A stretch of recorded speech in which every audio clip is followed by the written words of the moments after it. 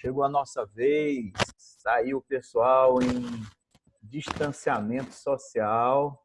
Nós estamos aqui gravando aulas para vocês.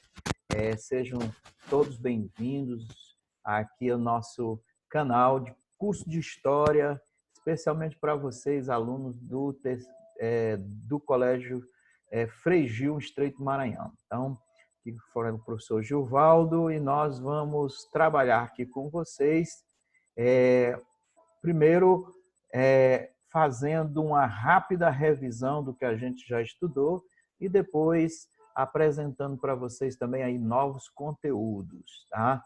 Então, vamos trabalhar, né, gente boa? História do Brasil, vamos trabalhar a história do Brasil aí com vocês nesse momento bacana aí, em que mesmo distantes a gente está juntos, né, através aí dessas ferramentas importantes aí da nossa tecnologia do século XXI, tá bom? Então, história do Brasil, sou Gilvaldo, vamos lá. Primeira coisa, vamos estudar a transição do Império para a República, vamos estudar a proclamação da República, vamos estudar o período da República conhecido como República das Espadas, República Oligárquica, a sucessão presidencial, como ela acontecia nesse período da Velha República, ou Primeira República, como a gente vai convencionar chamar aqui, tá bom?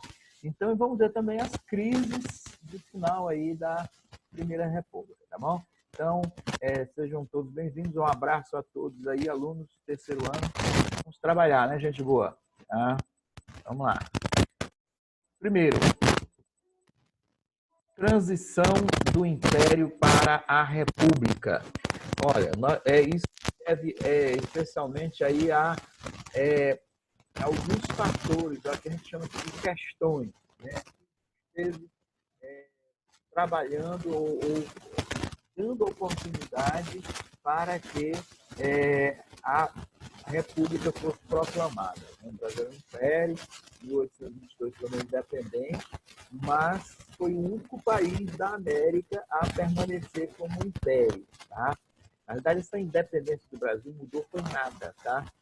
O Brasil se tornou independente de Portugal, mas continuou monarquia, continuou com a mesma família que estava no poder antes, continuou depois, a mesma forma de governo, a mesma família, a mesma estrutura econômica, né, que era a monocultura voltada para a exportação, a mesma questão sobre a propriedade, né, o latifúndio, muita terra na mão de poucas pessoas, e a questão escravocrata, né? Então, tudo isso continuou aí no Brasil Império. E um pouco do desfazimento dessa situação que se faz também o desfazimento do Império. Então, vamos estudar a questão abolicionista, a questão republicana, a questão religiosa, a questão militar. Esses são fatores que vão fazer com que o Brasil deixe de ser uma república, né? Desculpa, uma monarquia, e se torne uma república. Tá? Então, vamos lá. Primeiro, questão abolicionista. Tá? Olha, o pessoal costuma dizer que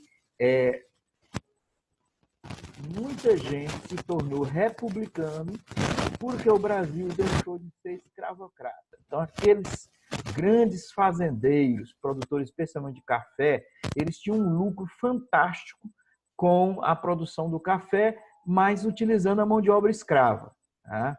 Então, a partir dessa utilização da mão de obra escrava, eles sustentavam a sua opulência, né? Especialmente em São Paulo.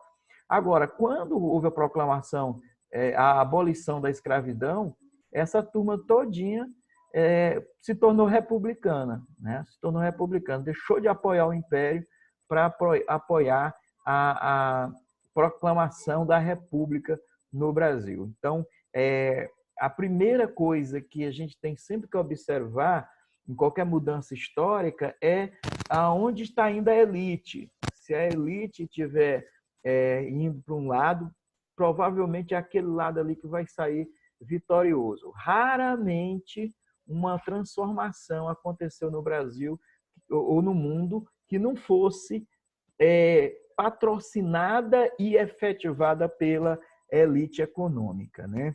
Então, os senhores de escravo no Vale da Paraíba, Baixada Fluminense, não receberam nenhuma indenização após a abolição da escravidão, tá? Que era uma coisa que eles estavam vendo que podia acontecer a qualquer momento. Aliás, o Brasil foi o último país do mundo a acabar com a escravidão, mas eles queriam uma indenização, eles queriam que o Estado patrocinasse isso, tá? E aí foi o que não ocorreu. A princesa Isabel assinou a abolição da escravidão de forma unilateral, sem nada de indenização para a turma. Então, isso aí tornou muita da nossa elite republicana. Então, os partidos republicanos floresceram aí no Brasil todo. Desde antes da abolição da escravidão mesmo, já tinha o Manifesto Republicano, foi redigido em 1870, tá? E o lema deles era esse aqui: somos da América e queremos ser americanos. Em 1873, quando houve a fundação do Partido Republicano Paulista, né? Porque era uma coisa interessante, até os partidos não eram nacionais, né? Os partidos eram muito regionalizados. E no caso aí, havia o Partido Republicano Paulista, o Partido Republicano Fluminense, o Partido Republicano Mineiro, Baiano. Cada região tinha o seu partido republicano. Em 1873, então, foi quando isso chegou em São Paulo, trazido especialmente aquelas novas mentalidades dos jovens que tinham estudado especialmente direito, e aí estavam com a mentalidade bem fresca dentro daquela formação iluminista de república. Beleza, né? Então, o Brasil se tornou, de repente, assim, um palco de propaganda republicana. E é interessante esse negócio de propaganda republicana, porque ver como é que é a ironia das coisas. A Inglaterra é uma monarquia. E a Inglaterra financiou muitos jornais no Brasil e literatura que induzia a questão republicana. Então, monarquistas apoiando a proclamação da República, né? Desde que seja lá no país do outro. Não aqui, no caso da Inglaterra, não no seu próprio país. Bom, e houve também a questão religiosa. Essa questão foi muito importante. A Igreja Católica era a igreja oficial do Estado. E o que quer dizer isso, igreja oficial? Quer dizer que só ela podia existir oficialmente, né? Então, a igreja ela tinha assim, um pacto com o Estado, né? O imperador era o patrono da igreja, ou seja, ele patrocinava a igreja. Isso faz, de certa forma, a igreja subordinada ao Estado, tá? Então, em 1872, por exemplo, Dom Vidal, bispo de Olinda, e Dom Macedo, bispo de Belém, eles, atendendo a ordens do Papa, né, eles puniram irmandades religiosas que apoiavam a maçonaria. E aí começou, então, um problema no meio da igreja brasileira. Por quê? O nosso imperador, Dom Pedro II, era o chefe da maçonaria no Brasil. E como a Igreja Católica, então, abriu guerra contra a maçonaria, pelo menos internacionalmente, aqui dentro do Brasil, o Dom Pedro II fez questão de lembrar que quem pagava as contas da igreja era ele, como patrono da igreja. Então, ele não ia aceitar essa interferência papal no território brasileiro. Mas alguns bispos, a exemplo aqui do Dom Vidal de Olinda e Dom Macedo de Belém, seguiram as ordens do Papa, né? E o Papa estava bem interessado em minar, então, o poder do Dom Pedro II na Igreja Católica, né? Então, isso favoreceu que muitas ordens religiosas, muitos bispos apoiassem a República, ainda que isso significasse um certo liberalismo religioso, né? Por exemplo, as outras igrejas, no caso das protestantes, não tinham espaço aqui no Brasil, eles não podiam ter, por exemplo, uma fachada com o nome de igreja, eles não podiam evangelizar nas ruas, distribuir literatura, essas coisas todas eram proibidas dentro do território brasileiro, né? O cara podia até se reunir, quem já veio de outros países ou nasceu dentro já de uma família que tinha confissão religiosa protestante, mas a conversão não era autorizada pelo Estado. E havia mais uma dificuldade, né? Como a igreja ela trocava serviços com o Estado, interessante essa questão, né? Porque o Estado patrocinava a igreja, mas a igreja também fazia serviço para o Estado, especialmente serviço cartorial. O que é o serviço cartorial? Registro de nascimento, registro de casamento, escrituração de terras, tudo isso era feito pela igreja. E, no caso, quem não fosse católico praticamente não existia. Ele não tinha o certificado de batismo, o batistério, né? Então não era batizado na igreja católica. Qual era o registro de nascimento que ele tinha? Não tinha registro civil. Também o casamento dele não era válido, porque não tinha casamento civil. O único casamento que existia era o religioso, feito pela igreja oficial.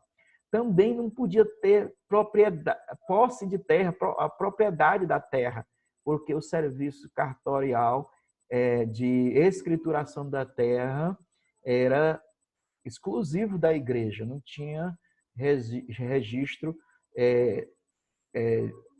escrituração de terra em cartório, não existia cartório, né?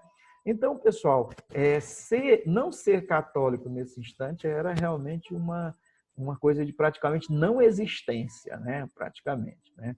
Bom, mas claro, nenhuma revolução, nenhuma mudança, ela acontece sem o apoio da elite, sem o apoio de quem mexe com a cabeça do povo, no caso a religião católica, e também não acontece sem a questão do apoio da força, que são os militares, né? Quem sustenta um governo é a força militar. Então, no caso aqui do Brasil, isso aqui não foi só uma coisa necessária, como foi uma coisa essencial. A questão militar foi básica para a proclamação da República. Aliás, a proclamação da República foi um golpe militar. Depois a gente vai entrar nessa situação. Então, o Brasil, a única guerra realmente que o Brasil participou foi a Guerra do Paraguai. E nessa guerra o Brasil lutou aí contra as forças do Paraguai ao lado de forças militares da Argentina e do Uruguai. E o exército brasileiro era muito desorganizado, mal aparelhado. O exército brasileiro não tinha muita importância social e nem importância de nada mesmo, né? Mas eles tiveram contato com exércitos bem organizados e que tinham grande influência política na Argentina e no Uruguai. De maneira que o pessoal, então, despertou para esse lado. O exército começou a se organizar, a fazer escolas de formação dos seus oficiais, a trabalhar para formar um exército mais organizado. Isso tudo, claro, dentro de uma filosofia que eles importaram da Europa, que era o positivismo. No entanto, vários oficiais do Exército sofreram graves punições por conta de alguma discordância do governo, né? Então, realmente, isso aí acabou revoltando os oficiais de alta patente do nosso Exército, né? Então, nós temos um exército pronto para se rebelar contra o governo, né? E Dom Pedro II nomeou para comandar o exército o Marechal Deodoro da Fonseca, que era seu amigo pessoal. Olha só que rumo nós vamos tomar aqui nesse negócio de proclamação da República. O Deodoro da Fonseca era amigo do Dom Pedro II, né? Mas acontece que Dom Pedro II colocou aqui alguém que entendia também de como era que funcionava a máquina do exército, né? Do Deodoro da Fonseca, ele privilegiava a questão dele manter o comando das suas tropas, né? Então, em novembro de 889, houve uma ocupação do quartel-general lá do Rio de Janeiro, né? O pessoal se rebelou, fez um amotinamento, né?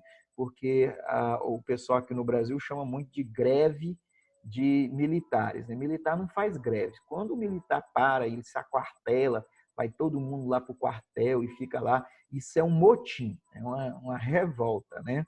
Então, eles exigiram a deposição de ministros do governo, né? Que especialmente o ministro Ouro Preto, que era o chefe do gabinete, era uma espécie de um primeiro-ministro, né? E Cândido de Oliveira, que era o ministro da Justiça. Então, essa turminha toda aí, inclusive, pessoal, era uma questão de, assim, de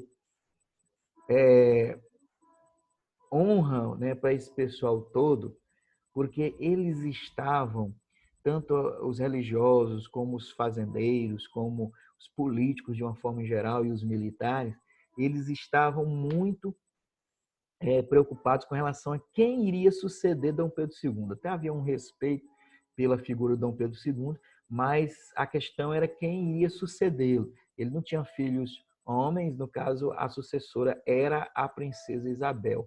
E a princesa Isabel, foi formada na Europa, tinha uma formação assim mais liberal em termos de costumes, ela não era assim muito daquela turma do conservadora, né? E o Brasil, apesar de no comportamento o Brasil não ser muito conservador, mas o Brasil no papo, na goela, é muito conservador, então não aceitava muito o perfil da princesa Isabel como futura rainha do Brasil, achavam ela muito moderna. E outra coisa, ela é casada com um francês, ela casou com o Conde D, um francês que eles abominavam. Veja se hoje o Brasil é machista, imagina naquela época. O pessoal dizia assim, quem vai mandar no Brasil é o marido. Então, no caso, nós seremos governados por um francês. E isso eles não podiam aceitar. Então, estava inflamado no Brasil a questão, pelo menos entre as elites, a elite militar, a elite religiosa, a elite econômica, pelo menos nesse sentido, estava fomentada aí a República, estava no coração e na mente dessa turminha aí a questão da República. Tá? E foi no dia 15 de novembro de 1889 que se proclamou a República no Brasil. Aqui a figura do Marechal Deodoro da Fonseca, né? Dizem que ele estava muito doente, tá? Que ele não conseguia nem montar aqui no cavalo direito, né? Então ele estava na sua residência e o quartel ficava a uma certa distância. E ele foi até perto do quartel de carruagem, porque o estado de saúde dele não deixava ele ir montado a cavalo. Mas lá perto do quartel, ele desceu da carruagem, montou no cavalo, para dizer que estava chegando de uma forma assim mais saudável, né, forte. Aí ele chega lá no quartel e faz a proclamação da República para agradar aqueles soldados aquartelados. O medo do Deodoro era alguém fazer a proclamação da República sem ele, né? Então, se alguém tem que fazer a proclamação da República, que seja eu, né? Mais tarde, quando ele vai renunciar à presidência, dizem que ele, saindo desse mesmo quartel aqui, era o quartel-general das Forças Armadas, diz que ele avistou-se com esse cavalo, né? O cavalo foi condecorado, né? Sabe que cavalo e cachorro entre os militares, eles também têm patentes, né? Militares, eles são como que fosse um soldado mesmo humano, né? Então, o cavalo foi condecorado, recebeu honrarias, ninguém mais ia montar nele, ele ia servir só ali para reprodução, né? Ia ter uma quantidade, um tratamento VIP para o cavalo, né? Então, diz que quando Deodoro saiu ali desse quartel, zangado da vida, né? Porrinhado aí, que tinha renunciado naquele instante à presidência da República, isso em 1891, aí ele sai e ele se depara com esse cavalo lá, sendo conduzido pelo tratador, do bem e do melhor lá, e aí ele teria dito assim, nessa merda toda aí, o único que se deu bem foi o cavalo, né? Isso é bem interessante para a gente discutir essa questão da proclamação da República. Será que quem que se deu bem com a proclamação da República? Segundo Deodoro, só o cavalo. Mas aqui entre nós, se a gente for olhar tudo que nós temos progredido, a República foi a melhor coisa que já aconteceu politicamente nesse país, tá? A melhor coisa que já aconteceu. Todas as mazelas que a gente tem, tudo que a gente sofre nesse nosso país em termos de atraso, de tudo mais, mas nós estamos em progresso, né? Estamos em evolução. E tudo isso porque nós temos um regime republicano. Nós temos um regime republicano com todos os percalços que nós temos, mas ainda temos um regime republicano no nosso país. Então, a proclamação da República se deu nesse contexto, né? E logo após formou-se, né, o governo provisório, que não foi assim tão provisório, né? Porque ele vai durar de 1889 até 1891, então 2 anos de provisório eu vou te falar, né? É muito provisório, né? Então, formou-se esse governo provisório para fazer a transição até a eleição de um presidente, e Dom Pedro II foi convidado aqui, entre aspas, né, a se retirar com sua família. Então, ele foi lá para Paris, onde teve o resto de seus dias. Essa situação aí, dizem que matou, né, o Dom Pedro II do coração, né, realmente. Né? Tá lá, ele passando o resto dos seus dias como um cidadão normal lá em Paris. Beleza, gente boa, a nossa proclamação da República, então, a história do Brasil republicano pode ser dividido em 5 fasezinhas. Então, você aí vai lembrar bem os 5 dedos da sua mão. Então, República Velha. Eu quero dar fazer uma contestação desse nome, República Velha. Tá? Esse é um nome que ficou convencionado. Tá? Ou seja, todo mundo usa ele. Mas o termo mais correto seria a gente usar Primeira República. Porque o nome República Velha está comprando o discurso da era Vargas. Tá? Quando Vargas assumiu o poder em 1930, ele dizia assim, tudo que tinha para trás é velho. Agora eu vou dar a vocês um Estado novo. Então, o nome República Velha vem do Vargas. Faz parte do seu discurso para pegar e captar a mente das pessoas. Mas vamos lá. De 1889 até 1930, nós temos a República Velha ou Primeira República. De 1930 a 1945, a Era Vargas.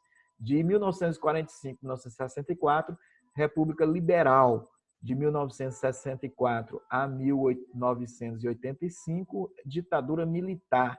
E a 1985 a 2000, pode contar aqui para frente, né? Nós já estamos em 2020, Gilvaldo.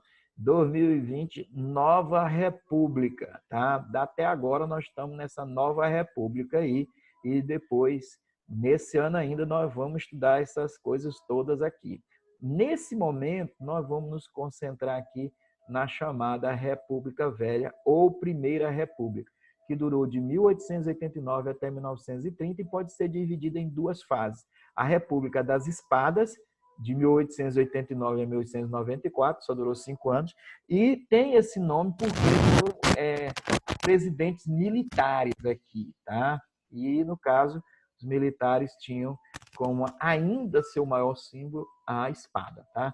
E de 1894 a 1930, a República Oligárquica, quando o poder chegou na mão dos civis. Então, gente boa, nós esperamos que aqui você tenha guardado algum conteúdo bacana. nós vamos parar por aqui nesse instante e na próxima aula a gente continua falando aí com vocês sobre a história do Brasil republicano. Um abração a todos, terceiro ano, vamos que vamos, mesmo distantes assim, lembra, fica em casa, distanciamento social é importante para a gente vencer esse negócio aí de coronavírus, tá bom? Então, mesmo distantes, vamos estudar. Não vamos perder a mão de estudar, não. Esse assunto aqui, especialmente, é muito importante para todo mundo que vai fazer vestibular, Enem, tudo quanto é dessas fuleiragens aí de provas externas, tá bom? E vamos lá. Tchau, até mais.